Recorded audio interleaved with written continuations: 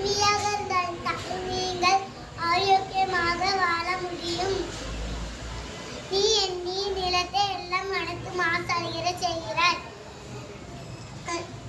என் மரத்தை வெட்டி என் பொறுமையை சோதிக்கிறாய். இனி நான் பொறுத்துக் கொள்ள மாட்டேன்.